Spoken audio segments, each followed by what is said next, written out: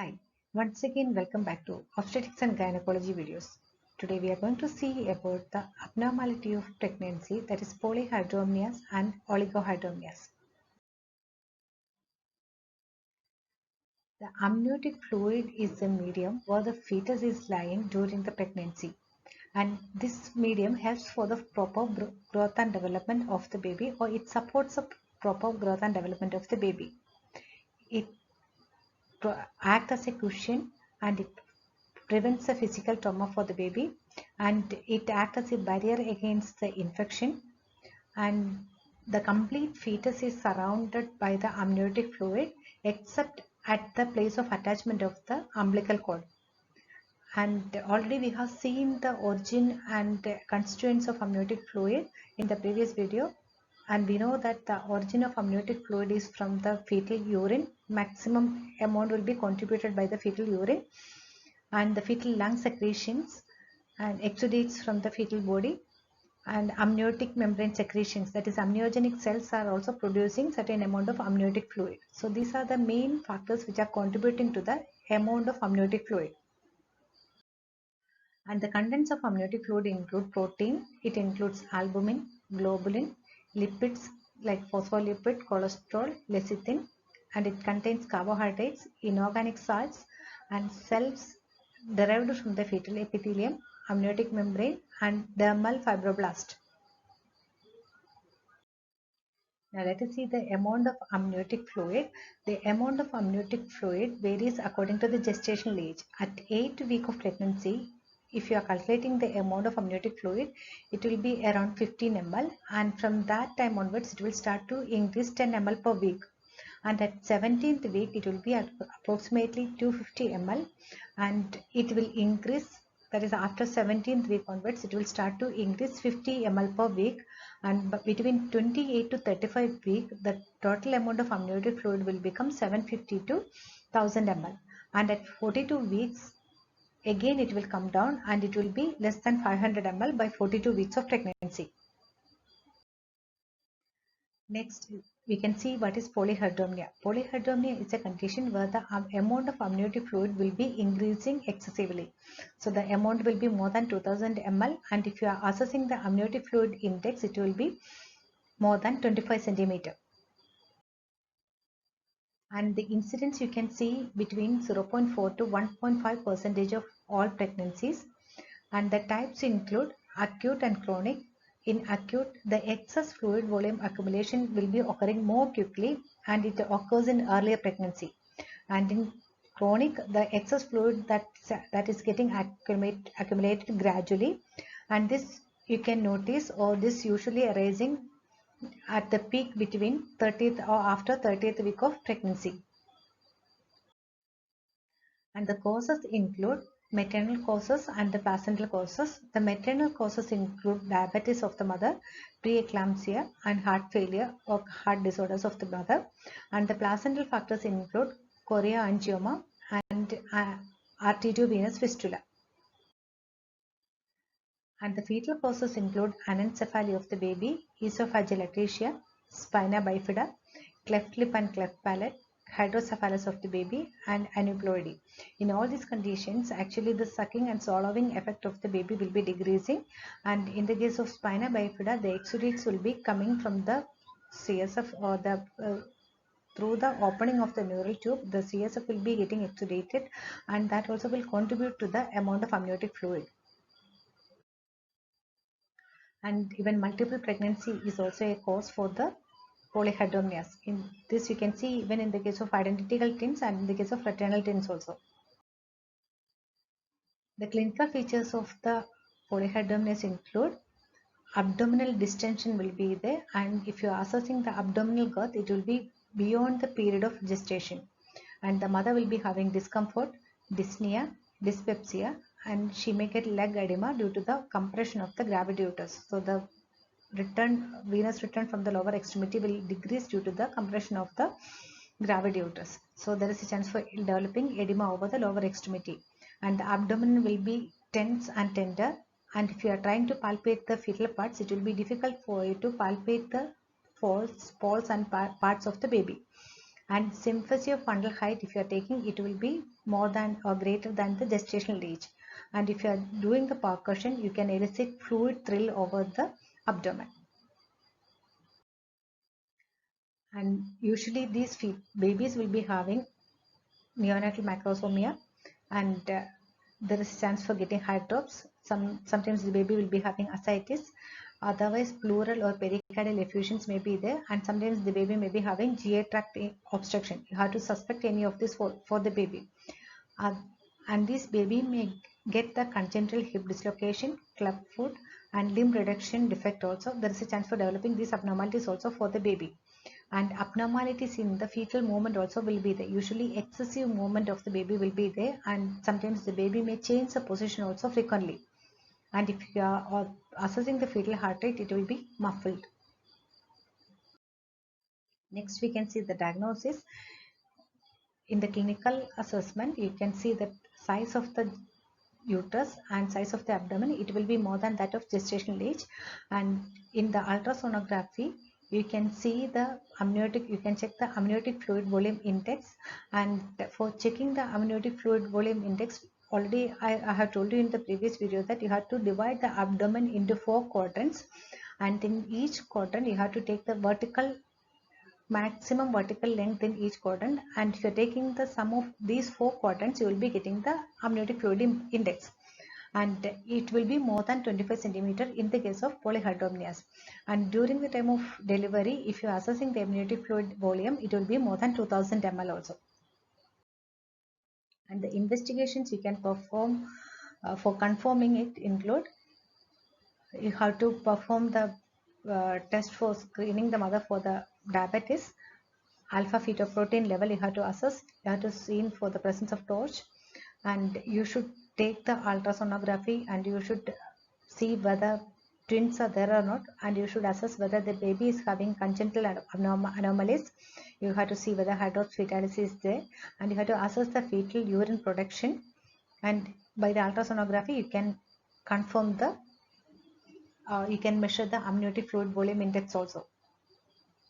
And you should see the alpha fetoprotein level, and you should see the chromosomal levels also.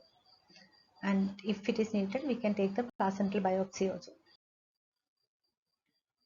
The treatment of polyhydramnios depends on the cause of the polyhydramnia.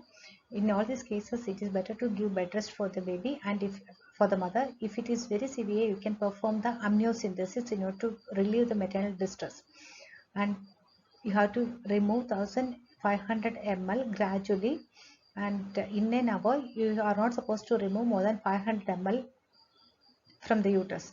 And the drainage you can do by using the suction, and the diuretics you can give, but it's not having much effect on the polyhydramnios, and you can give low sodium diet for the mother, and you have to perform the antepartum fetal monitoring also. And for the treatment, you can give indomethacin for the mother. This indomethacin therapy will decrease the lung liquid production and the fetal urine production also, and at the same time it will increase the absorption through the fetal absorption of amniotic fluid across the fetal membranes. And the dose is between 1.5 to 3 milligram per kilogram per day.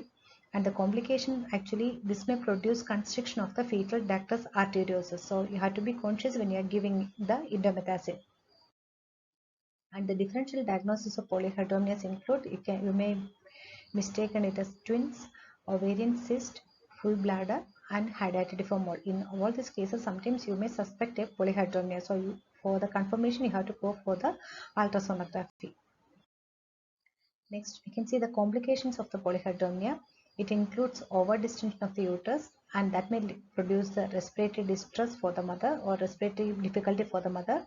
There is a chance for preterm labor, premature rupture of the membrane, chance for abruption of the placenta, and cord prolapse is there, especially when the membranes are rupturing. There will be a sudden escape of fluid from the uterus, and when the fluid is escaping from the uterus, all of a sudden there is a chance for separation of the placenta, and the umbilical cord also may come out of the uterus along with this gush of fluid.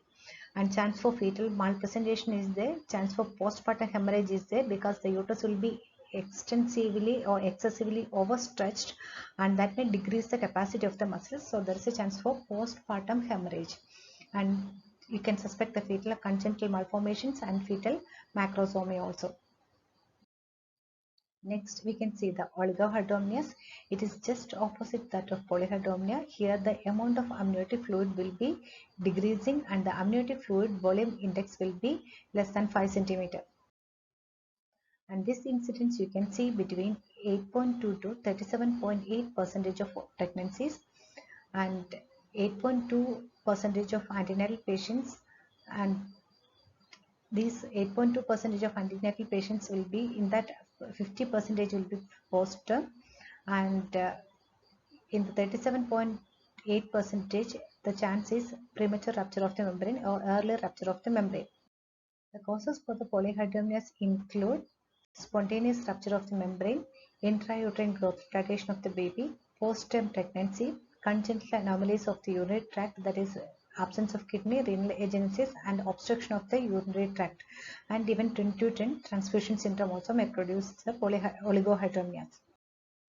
The maternal causes include uteroplacental insufficiency, prostaglandin synthesis inhibitors, placental separation, and the third category is idiopathic, unknown reason. The clinical features of oligohydramnios include sometimes the lady may be having a history of clear fluid leaking from the vagina, and if you are palpating the abdomen, you can feel the fetal parts easily, and if you are taking the fundal height, the height of the uterus will be less than the expected date of gestation or less than the gestational age. So that is small for date uterus will be there, and usually the baby will get the features of compression, that is the baby may be get flattened facial and epicandal folds. Chance for hypertelorism is there. Low set ears will be there. Sometimes mongoloid slant of the palpebral fissure will be there, and sometimes creases may develop below the lower lip, and microganthy also will be there, and baby may get the broad leg, cleft feet, and if you are observing the umbilical cord after the delivery, sometimes a artery may be missing, so it suggests the renal agenesis, and the baby will be small for gestational age. Sometimes death of the baby also may occur due to the severe placental insufficiency, and if you are assessing the fetal heart sound during pregnancy, it will be easy for you to hear it. So the features of the baby with the oligohydramnios are shown here. The uterus will be small for gestational age, and size of the lungs also may be small. The kidneys may be enlarged, the bladder also may be enlarged, the baby may get the cleft foot, and the amniotic fluid will be less, and hydronephrosis also may occur. And the diagnosis, in the clinical examination, you can see the size of the uterus and you can compare it with the gestational age, and in the ultrasonography you can assess the amniotic fluid index and it will be less than 5 centimeter, and during the time of delivery for confirming you can observe the amount of amniotic fluid and it will be very less or scanty amount only will be there. And the treatment, in the second trimester you can give trans-abdominal amnio infusion, that is 200 ml of amniotic fluid you can infuse, and you can give injection of indigo caramine, and amniocentesis you have to do for assessing the chromosomal abnormalities.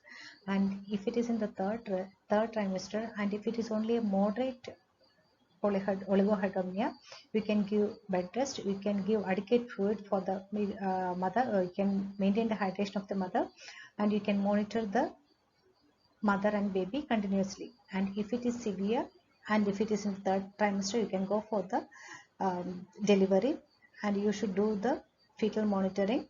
And if it is in the earlier of third trimester, you can go for the amnio infusion. And how to perform the amnio infusion technique means, if possible you can do it under the guidance of ultrasonography. You can insert a catheter, and the first protocol you can give 10 ml per minute for the first 60 minutes, and later you can give 3 ml per minute, and when you are giving it continuously you have to monitor the intrauterine pressure, and if in case if the baby is getting fetal distress, or if the tone of the uterus is getting changed, you have to drain the fluid. in second protocol. Otherwise, you can give 250 ml of amnio infusion or fluid. You can instill into the uterine cavity or into the amniotic cavity. So for that, you are giving 10 to 20 ml per minute, and this you are giving until the amniotic fluid index is becoming 8 centimeter. And again, you can repeat the procedure if it is necessary. And the complications of oligohydramnios include usually the baby will be having intrauterine growth retardation, fetal distress may develop, chance for operative deliveries are there, you can suspect congenital anomalies of the baby, and chance for meconium aspiration is there, especially if the baby is getting fetal distress. And prognosis include the prognosis of both oligohydramnios and polyhydramnios depend on the cause of the condition, and if excess or reduced amniotic fluid is the result of an underlying fetal abnormality, the nature of that abnormality will determine the prognosis.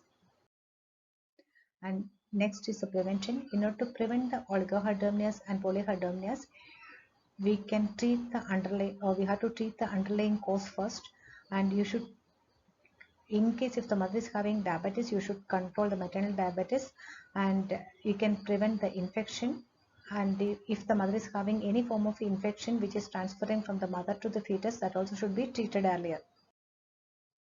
So these are the main things we can do in the case of oligohydramnios and polyhydramnios. So thank you for watching this video. See you soon with a new video. Bye.